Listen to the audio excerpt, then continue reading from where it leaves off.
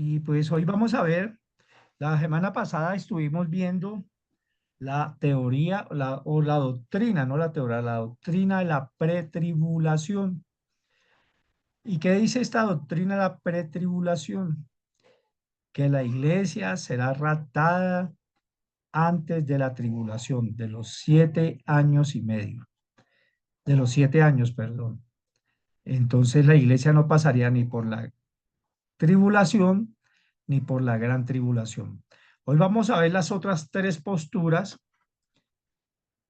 y que el Espíritu Santo nos guíe para saber, para determinar y para que nosotros mismos tengamos una postura bíblica con respecto a esto. Vamos a ver un videíto para que ponernos en contexto.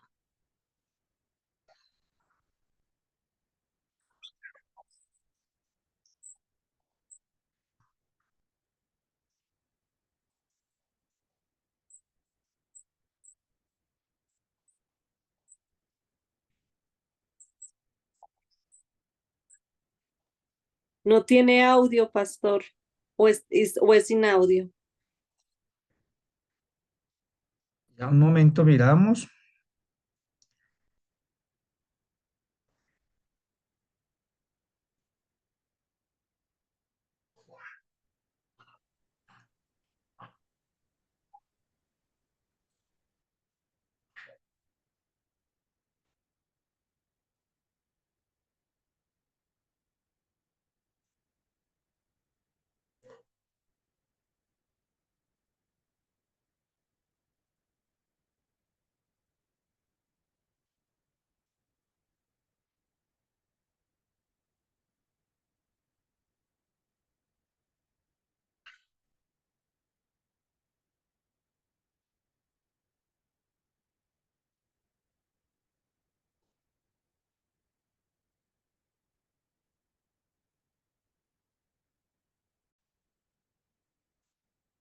¿Cuándo ocurrirá el arrebatamiento ¿Ahí sí escuchan?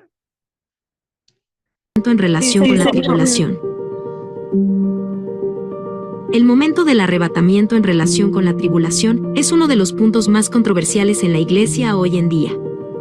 Las tres opiniones principales son pretribulacional. El arrebatamiento ocurre antes de la tribulación. Meditribulacional. El arrebatamiento ocurre en el punto medio de la tribulación. Y posttribulacional. El arrebatamiento ocurre al final de la tribulación.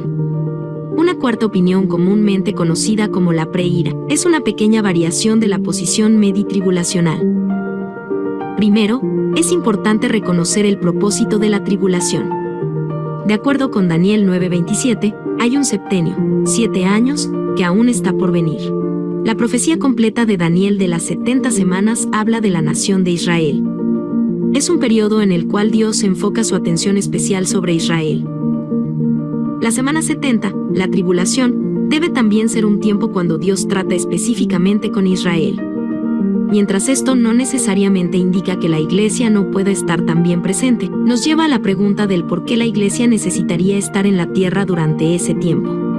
El pasaje principal de la Escritura sobre el arrebatamiento está en 1 de Tesalonicenses 4:13 al 18. Dice que todos los creyentes vivos, junto con todos los creyentes que han muerto, se encontrarán con el Señor Jesús en el aire y estarán con Él para siempre. Unos pocos versículos adelante, Pablo dice: Porque no nos ha destinado Dios para ira, sino para obtener salvación por medio de nuestro Señor Jesucristo. El libro de Apocalipsis, el cual trata principalmente con el periodo de la tribulación, es un mensaje profético de cómo Dios derramará su ira sobre la tierra durante la tribulación. Parecería inconsistente la promesa de Dios a los creyentes de que ellos no sufrirán la ira, y después dejarlos sufriendo en la tierra durante la ira de la tribulación. El hecho de que Dios promete librar a los cristianos de la ira, poco después de prometer llevarse a su pueblo de la tierra, parece enlazar juntos a estos dos eventos. Otro pasaje crucial en el tiempo del arrebatamiento es Apocalipsis 3:10. Ahí Cristo promete librar a los creyentes de la hora de la prueba, que ha de venir sobre el mundo entero. Esto puede significar dos cosas. Cristo protegerá a los creyentes de en medio de los juicios, o Cristo librará a los creyentes de los juicios. Ambos significados de la palabra griega traducida como de son válidos. Sin embargo, es importante identificar la promesa que se le hace a los creyentes respecto a las cosas de las cuales van a ser guardados. No es solo la prueba, sino la hora de la prueba. Cristo promete guardar a los creyentes desde el mismo periodo de tiempo que incluye las pruebas, es decir, la tribulación. El propósito de la tribulación, el propósito del arrebatamiento, el significado de Primera de Tesalonicenses 5:9 y la interpretación de Apocalipsis 3:10, todo da un claro soporte a la posición del arrebatamiento pretribulacional, interpretación que es la más bíblicamente consistente. En nuestro sitio web podrá encontrar respuestas más completas a esta y muchas otras preguntas. Bueno, esas como para que nos pusiéramos en contexto de lo que vamos a ver hoy. Entonces, como sabemos, ya hay 4 doctrinas que nos hablan, o 4 posiciones que nos hablan de qué va a pasar con nosotros, con la iglesia, en la tribulación. Está la pretribulación, la midtribulación, que es la mitad, la preira, que es antes de la ira, y la posttribulación. Entonces ya vimos la pretribulación, hoy vamos a empezar con la midtribulación o el midtribulacionismo. Esto enseña que este evento va a ocurrir en un punto medio, hermanos, en un punto medio de la tribulación. En ese momento suena la séptima trompeta, según Apocalipsis 11:15. Alguien que tenga su Biblia y lea Apocalipsis 11:15. Por favor, tengan hoy todos Biblia porque vamos a ver muchos versículos y queremos avanzar rápidamente. Apocalipsis 11:15.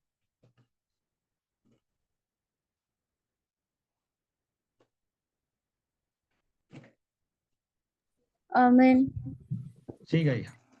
Dice, en el nombre del Padre, del Hijo y del Espíritu Santo de Dios. Amén. Dice, el séptimo ángel tocó la trompeta y hubo grandes voces en el cielo que decían, los reinos del mundo han venido a ser de nuestro Señor y de su Cristo, y Él reinará por los siglos de los siglos. Amén. Amén. Entonces fíjese que aquí nos está hablando de las trompetas en la mitad de la tribulación. O sea que según esta posición, nosotros vamos a pasar por parte de la tribulación. ¿Sí?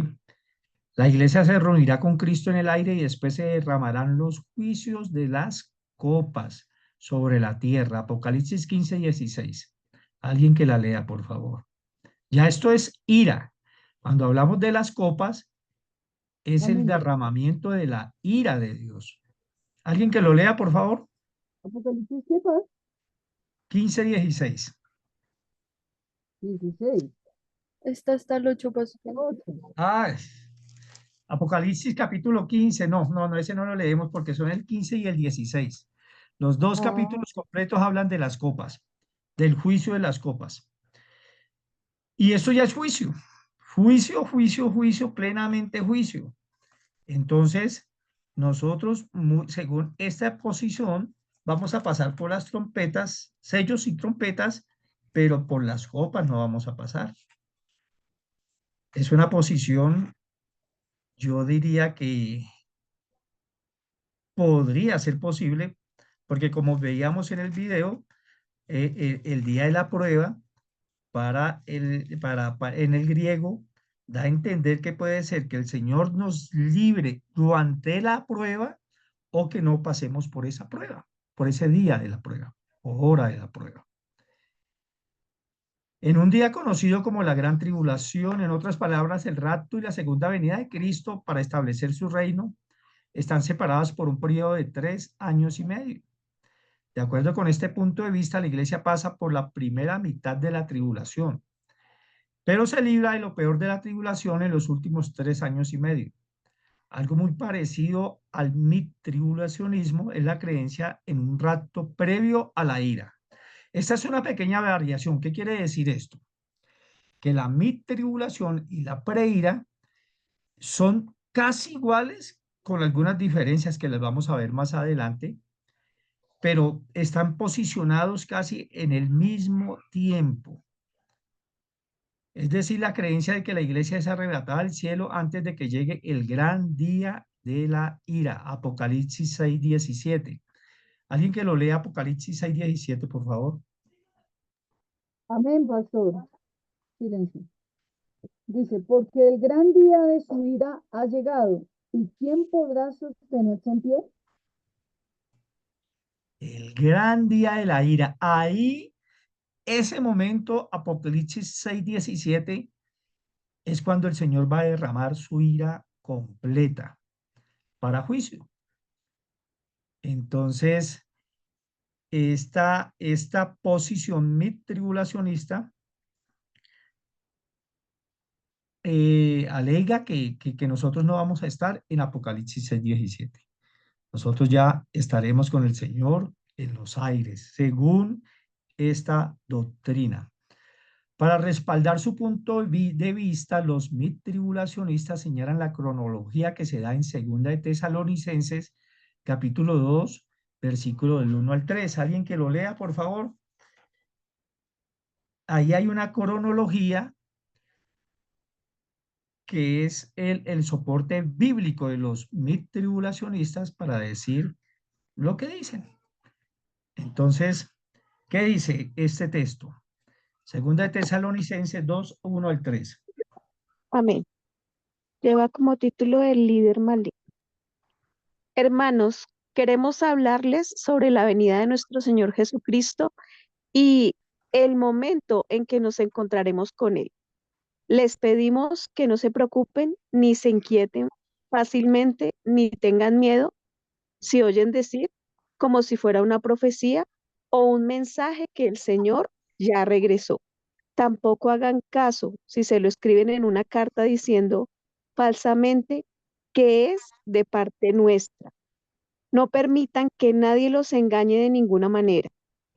El día del Señor llegará después de que ocurra la rebelión contra Dios, que no se sucederá sino hasta que aparezca el hombre perverso destinado a la destrucción. Amén. Amén. La hermana Jenny leyó de la PDT, me imagino. Sí, Señor. Bueno, la rebelión contra Dios. La rebelión contra Dios en sus Biblias Reina Valera es lo que llamamos la apostasía. Y ahí nos habla de la apostasía, que primero tendrá que haber apostasía, que yo creo que lo estamos viviendo en esta época, pero al 100%. La rebelión del anticristo y el día de Cristo. El punto de vista tribulacionista enseña que el anticristo no se manifestará definitivamente hasta la abominación desoladora. Creo que aquí alcanzamos a ver algo de la abominación desoladora, más sin embargo, cuando veamos Daniel, vamos a volver a verla. ¿Alguien se acuerda eso de abominación desoladora? ¿Qué podría significar?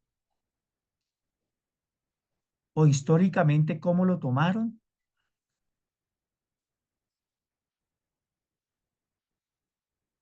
Bueno, para los judíos la abominación desoladora, cuando los griegos se tomaron el segundo templo, sacrificaron cerdos en el templo, para ellos fue esa abominación desoladora, el pecado de los pecados contra Jehová Dios. Para ellos eso fue la abominación desoladora. Para nosotros, pues vamos a ver en Daniel cómo lo podemos interpretar, pero es algo terrible, terrible contra Dios, que está escrito también en Mateo 24:15. El mismo Señor Jesús Buenas habla noches. de Daniel y habla de esta abominación desoladora, que ocurre en el punto medio de la tribulación, Daniel 9:27. Los tribulacionistas se apoyan en Daniel 7:25. 7:25, que dice que el anticristo tendrá poder sobre los santos durante 3 años y medio. Aquí los santos podemos interpretarlo como la iglesia. Y él, el anticristo, dominará a estos santos, tendrá poder sobre ellos durante los primeros 3 años y medio. ¿Cómo? Engañándolos. ¿Y cómo los va a engañar? Por medio de doctrinas que también le estamos viendo hoy en día. Para reforzar su argumento, suponen que se trata de la primera mitad de la tribulación y que los santos de los que habla son la iglesia. También ellos interpretan el día de Cristo como el rapto. Por tanto, la iglesia no será arrebatada al cielo hasta después de que Cristo se manifieste. Otra enseñanza fundamental del tribulacionismo es que la trompeta de 1 Corintios 15:52 es la primera trompeta que se menciona en Apocalipsis 11:15. La trompeta de Apocalipsis 2 es la última de la serie de trompetas, por lo tanto tiene sentido que sea la última trompeta. En 1 Corintios 15. Ahora bien, esta lógica no es válida si tenemos en cuenta los objetivos de las trompetas. Recuerden que sellos, trompetas y copas ya es juicio.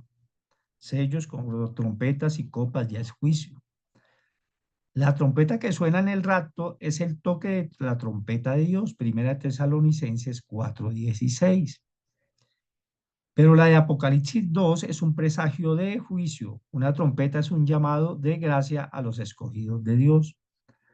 La otra es un pronunciamiento de condenación sobre los impíos. Por otra parte, la séptima trompeta de Apocalipsis no es la última cronológicamente. Mateo 24:3 habla de una trompeta posterior que suena al comienzo del reinado de Cristo.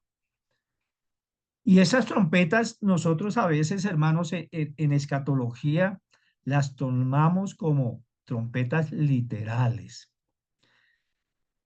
Pero en simbología bíblica, una trompeta es el anuncio de alguien. Dios usa a alguien para que dé un sonido. Dios usa a alguien para que hable, para que haga una alarma de lo que va a venir.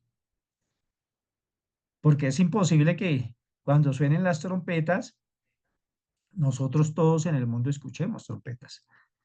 Las trompetas son, por decirlo así, personas, para no decir pastores, pero son personas usadas por Dios para que emiten un sonido, una palabra, para que hablen acerca de lo que va a pasar. ¿Alguna pregunta hasta ahí, hermanos? Bueno, seguimos. Pastor, o sea, esa trompeta va a sonar cuando, pero es que creo que en Apocalipsis habla de varios sonidos de trompeta, ¿no? Sí, claro. Recuerden que son 7 sellos, 7 trompetas, 7 copas. ¿Sí? Su orden Y, es cronológico. y cuando sea el arrebatamiento también va a ser el sonido de una trompeta. Según esta doctrina. Según esta doctrina va a sonar una trompeta. Entonces, recuerden que estamos viendo todas las doctrinas. O sea ¿Sí? que en la pretribulacional, la que vimos la vez pasada, no suena trompeta. No suena trompeta. ¿Por qué? Porque va a ser antes de los 7 años de tribulación. Mm.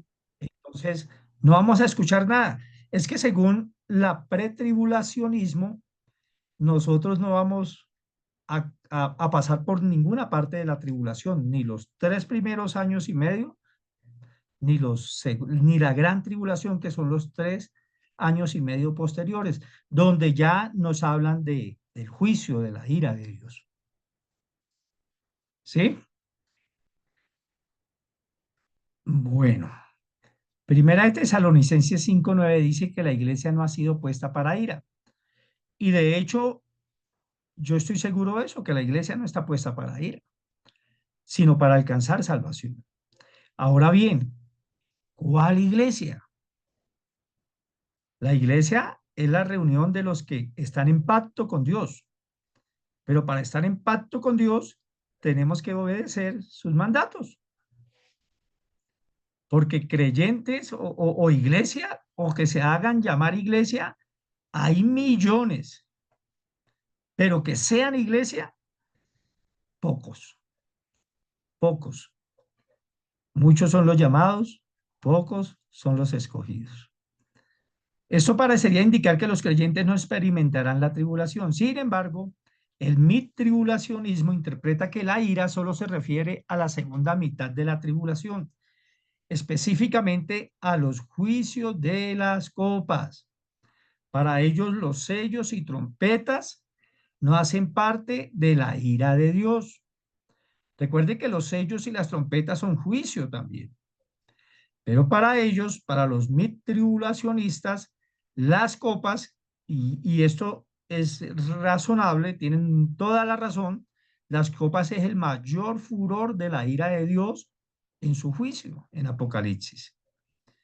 Sin embargo, limitar la palabra así no parece justificado. Seguramente los terribles juicios que contienen los sellos y las trompetas, incluyendo hambre, ríos envenenadas, una luna oscurecida, derramamiento de sangre, terremotos, tormentos, también se podrían considerar la ira de Dios. El tribulacionismo sitúa el rapto en Apocalipsis 2, antes del comienzo de la gran tribulación. Ellos afirman, mis hermanos, y tengan esto en mente, afirman que los 3 años y medio primeros, o sea, la tribulación, porque la segunda parte es la gran tribulación, la iglesia pasaría por eso. Vuelvo y digo, por los sellos y las trompetas. Hay dos problemas con esta ubicación cronológica de Apocalipsis. Primero, la única aparición del término gran tribulación en todo el libro de Apocalipsis es en el 7:14, antes de que se abra el séptimo sello. ¿Qué quiere decir esto? Que en Apocalipsis, para Apocalipsis cronológicamente, ya la gran tribulación está incluida o está incluyendo el séptimo sello. El séptimo sello, los 6 sellos que venían anteriormente no, pero el séptimo sí. O sea que en el séptimo sello sería la ira de Dios. De ahí en adelante, sellos, trompetas y copas. O sea que la iglesia pasaría por séptimo sello más trompetas y copas. En segundo lugar, la única referencia a un gran día de ira se encuentra en Apocalipsis 6:17, durante los acontecimientos del sexto sello. Ambas referencias son muy prematuras para un rapto a mediados de la tribulación, el cual ocurre de acuerdo a la séptima trompeta.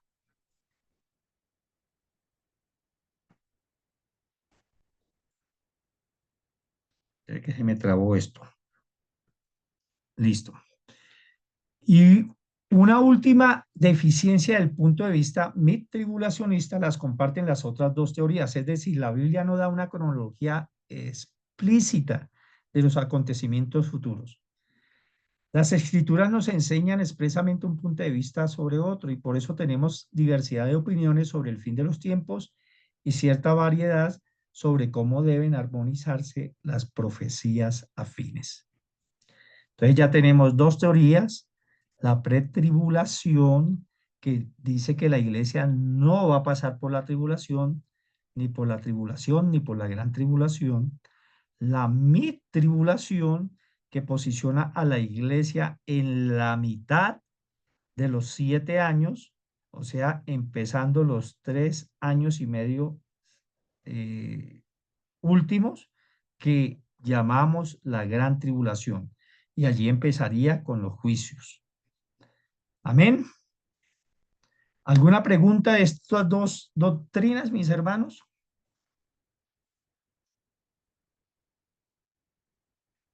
Bueno, Sigue la preira, que como les decía, es muy parecida a la tribulación. Y esto dice que en el momento del arrebatamiento con la tribulación es uno de los puntos más controversiales en la iglesia de hoy. Las tres opiniones principales son pretribulacionismo, arrebatamiento ocurre antes de la tribulación, tribulacionismo, el arrebatamiento ocurre en un punto medio de la tribulación, o sea, en 3 años y medio, en la mitad de 7 años, por decirlo así, ahí está. Y post-tribulacional, el arrebatamiento ocurre al final de la tribulación. O sea que ahí, como introducción, el post-tribulacional dice que nosotros vamos a pasar por toda la tribulación y gran tribulación por los 7 años. Una cuarta opinión, comúnmente conocida como la preira, es una pequeña variación de la posición tribulacional. Primero, es importante reconocer el propósito de la tribulación, mis hermanos.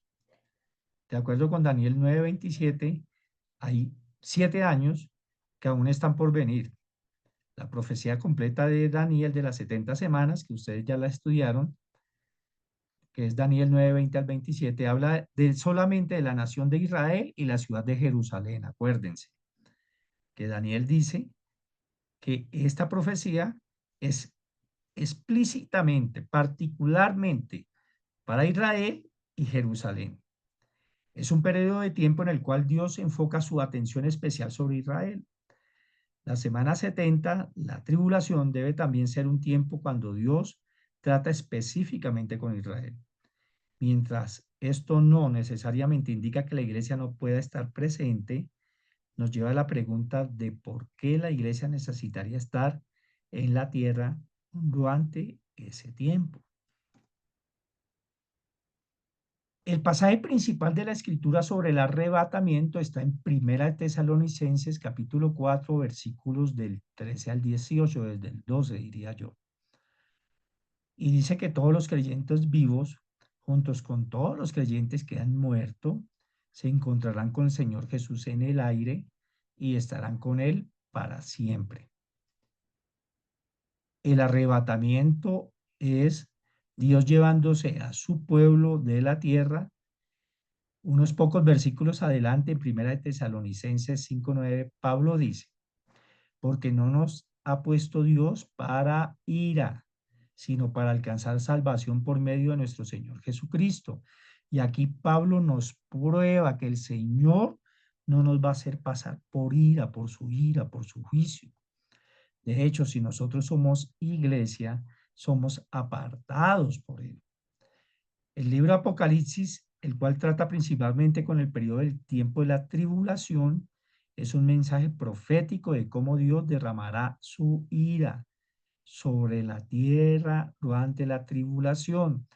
De hecho, hermanos, si ustedes se acuerdan bíblicamente, cuando ha habido juicio de la ira de Dios, Dios ha guardado a sus siervos.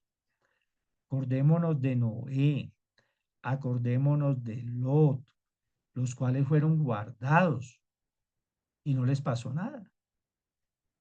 Parecería inconsistente las promesas de Dios a los creyentes de que ellos no sufrirían la ira y después dejarlos sufriendo en la tierra durante la ira de la tribulación.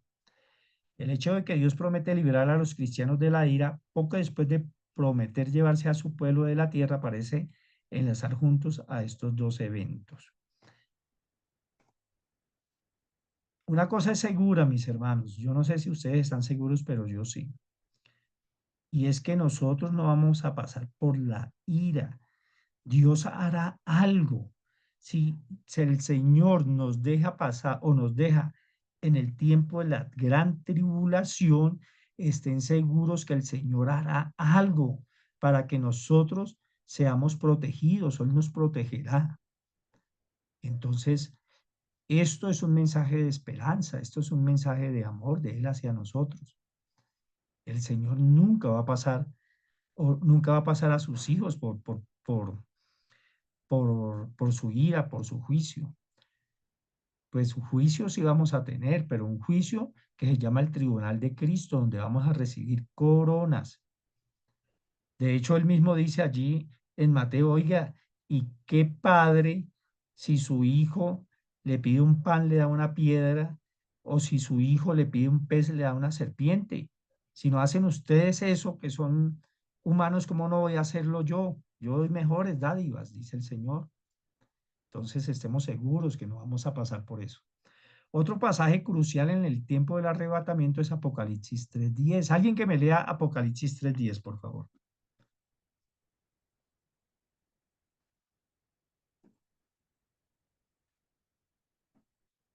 A ver, las Biblias, mis hermanos.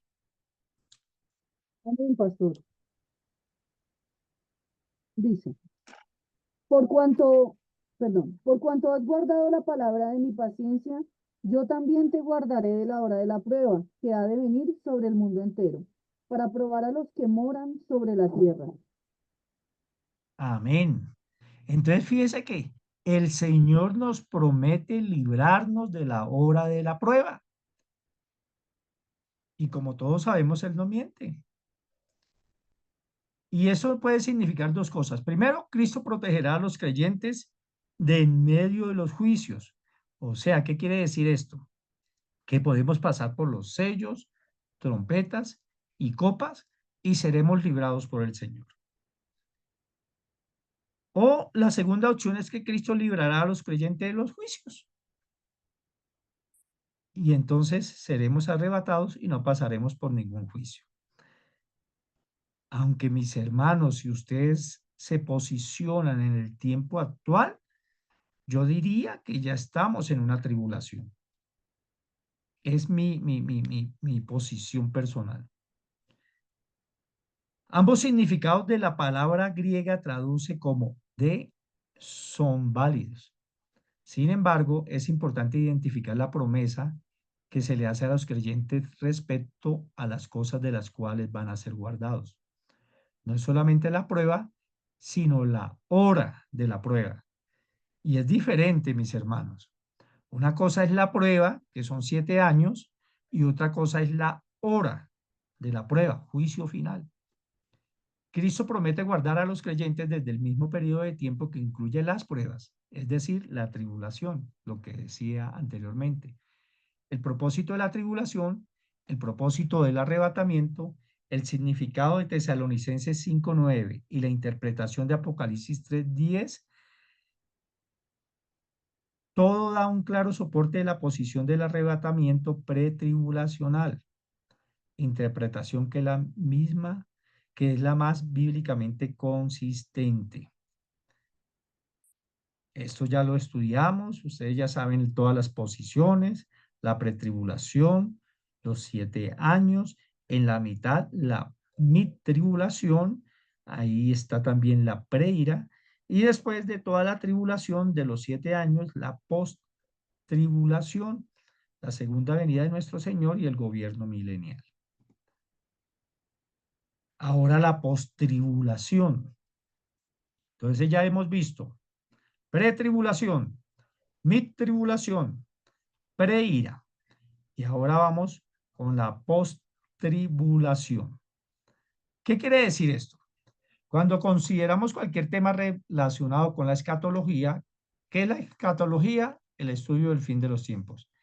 Es importante recordar que casi todos los cristianos están de acuerdo en estas tres cosas. Y aquí cuando hablan de los cristianos, son los que tenemos como fundamento a Cristo. No solamente nosotros los que decimos que somos cristianos evangélicos, sino la iglesia católica, la iglesia anglicana, la iglesia ortodoxa y todas sus derivaciones, porque de ellos también salen muchas derivaciones, igual que de los cristianos evangélicos protestantes.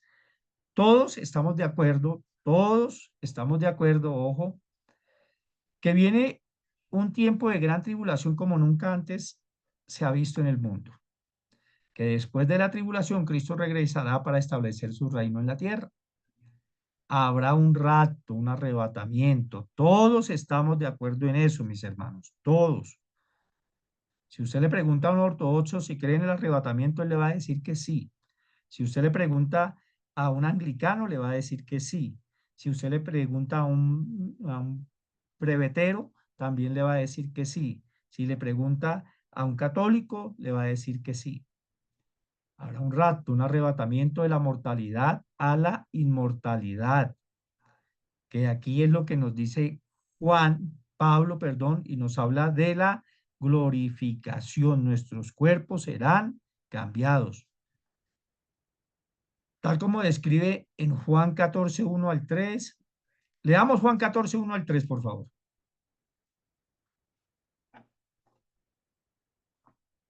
Amén. Dice así, no se turbe vuestro corazón. Creéis en Dios, creed también en mí. En la casa de mi padre muchas moradas hay. Si así no fuera, yo os lo hubiera dicho. Voy, pues, a preparar lugar para vosotros. Y si me fuere y os prepararé lugar, vendré otra vez y os tomaré a mí mismo, para que donde yo estoy, vosotros también estéis. Amén. Amén. Él viene por nosotros. En la cultura judía, una de las costumbres cuando se comprometía la mujer con el hombre y el hombre con la mujer, el novio comprometido iba y buscaba morada, buscaba sitio de vivienda para cuando se casaran. Recuerden que en la cultura judía el matrimonio se compone de dos lapsos, digámoslo así. Primero, el comprometimiento, cuando se comprometen, que aquí nos recuerda a José y María, cuando María quedó embarazada, ellos no estaban casados, estaban comprometidos y después sí se casan. El novio en ese proceso va y busca vivienda o en ese tiempo el novio, su padre de familia, le daba un territorio para construir. Y una vez él tenía ya la vivienda, se casaba con la mujer. ¿Para qué? Para vivir en esa vivienda. Eso era como ellos lo hacían, o lo hacen todavía. Primera de Corintios 15, 51, 52, ya le leímos, y Primera de Tesalonicenses 4, 16, 17, que yo creo que ya lo deben tener ustedes en la mente. Lo único que cabe preguntarse es cuándo se llevará a cabo el rapto, cuándo ocurrirá en relación con la tribulación y la segunda venida. El postribulacionismo enseña que el rapto ocurre al final o cerca del final de la tribulación. En ese momento la iglesia se reunirá con Cristo en el aire y luego regresará a la tierra para el comienzo del reino de Cristo en la tierra. Esto es el gobierno milenial, los 1000 años que el Señor va a gobernar junto con sus hijos. En otras palabras, el rapto y la segunda venida de Cristo para establecer su reino, el reino milenial. Y de esto es que habla toda la Biblia, mis hermanos. Si usted va a Génesis, en Génesis estaba establecido el reino, ¿cierto? Un reino se establece y tiene que tener cuatro ítems, por decirlo así, que es el rey, ¿cierto? El lugar, los ciudadanos y los estatutos o leyes. Esto estaba en el huerto del Edén. El hombre cayó, Adán y Eva cayeron, ¿y qué pasó? Fueron desterrados del reino. Y lo que ocurre ahí, desde el protoevangelio, que es Génesis, ¿quién me acuerda el versículo del protoevangelio? Génesis 3:15. Génesis 3:15. Desde ahí, nosotros los hombres estamos buscando, o el Señor estableció todo un plan de salvación para que nosotros lleguemos a este reino que habla Apocalipsis, volvamos allí, donde es la nueva Jerusalén, cielos nuevos, tierra nueva, volver a casa. Ese es el gran o el metatema de la iglesia, de la Biblia es ese, del reino, de volver otra vez al reino de Dios. Ese es el gran tema. Según esta postura, la iglesia pasa por toda la tribulación de 7 años. El catolicismo romano, la ortodoxia griega y muchas denominaciones protestantes sostienen una visión post-tribulacionista del rapto. Uno de los puntos fuertes del post-tribulacionismo es que Jesús, en su extenso discurso sobre el fin de los tiempos, dice que regresará después de una gran tribulación. Eso está en Mateo 24, 21 y 29. Además, el libro de Apocalipsis, con todas sus numerosas profecías, menciona una sola venida del Señor que tendrá lugar después de la tribulación. Apocalipsis capítulo 19 y 20. Pasajes como Apocalipsis 13:7 también respalda el post-tribulacionismo. Leamos ese, Apocalipsis 13:7. A ver, alguien que nos lo lea en voz alta.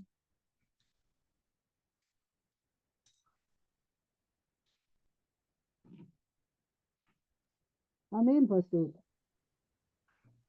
Dice, y se le permitió hacer guerra contra los santos y vencerlos. También se le dio autoridad sobre toda tribu, pueblo, lengua y nación. Y ahí está la palabra clave, santos. Entonces, aquí nos da a entender que habrá santos, iglesia, en la tribulación. ¿Sí lo habían notado? Y si no lo habían notado, aquí este versículo nos da a entender eso. Si son todos, no sabemos, pero si van a haber santos, va a haber iglesia ahí en el tiempo de la tribulación. Además, la resurrección de los muertos en Apocalipsis 25 se llama la primera resurrección. Los post-tribulacionistas afirman que, puesto que esta primera resurrección tiene lugar después de la tribulación, la resurrección asociada con el rapto en 1 Tesalonicenses 4:16 no puede ocurrir sino hasta después. Los post-tribulacionistas también señalan que históricamente el pueblo de Dios ha experimentado tiempos de intensa persecución y de pruebas. Por eso dicen que no debe sorprender que la iglesia también experimente la gran tribulación del fin de los tiempos. Con respecto a esto, el punto de vista post-tribulacional distingue la ira de Satanás o ira del hombre de la ira de Dios en el libro de Apocalipsis.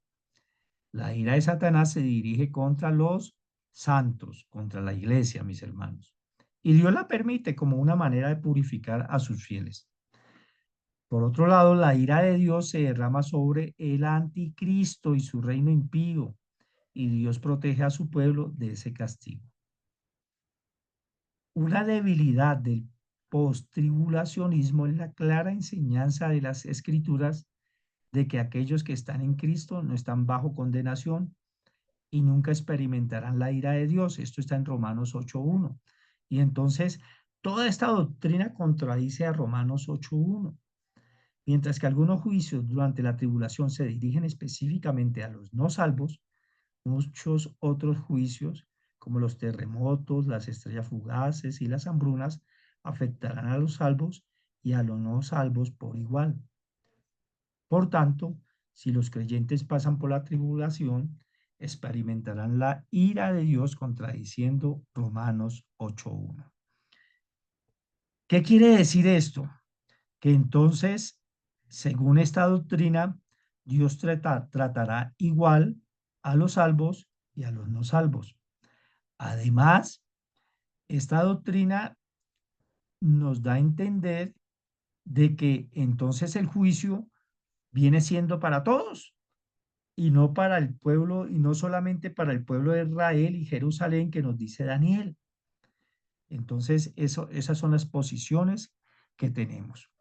Bueno, mis hermanos, ¿alguna pregunta acerca de esto? Tenemos 4 posiciones. ¿Quién se acuerda de estas posiciones? A ver, alguien que me diga, son estas. Yo paso. Señora. La pretribulación, la Sí. midtribulación, la preira, y el postribulacionismo. Amén.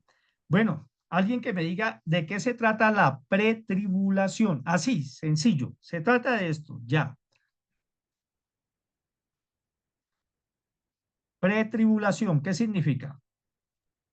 ¿Qué va a ser antes de los 7 años el arrebatamiento? O sea que la iglesia no pasa por ninguna etapa de la tribulación, ¿cierto? Sí, Va, señor. va a ser va a ser antes de los 7 años de tribulación. Muy bien. La mid tribulación. ¿De qué trata?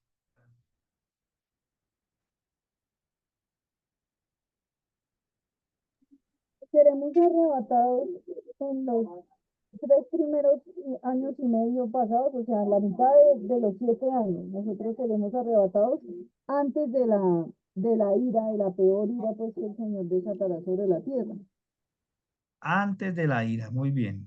O sea, antes de las copas. 3 años y medio pasaremos, los otros 3 años y medio ya no estaremos porque el Señor nos lleva. Muy bien. La preira, a ver, ¿quién se acuerda qué era la preira?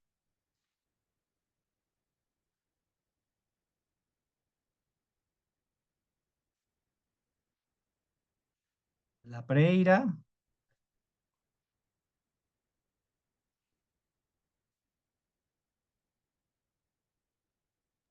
Antes de la trompeta de la ira venidera.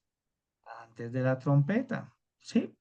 Podemos decir que prácticamente es igual a la tribulación, sino que simplemente corren un tiempito y nos dicen que es la séptima trompeta. Muy bien. Post-tribulación.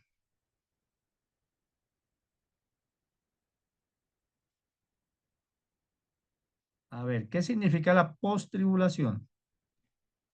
Después de la tribulación. Después de la tribulación.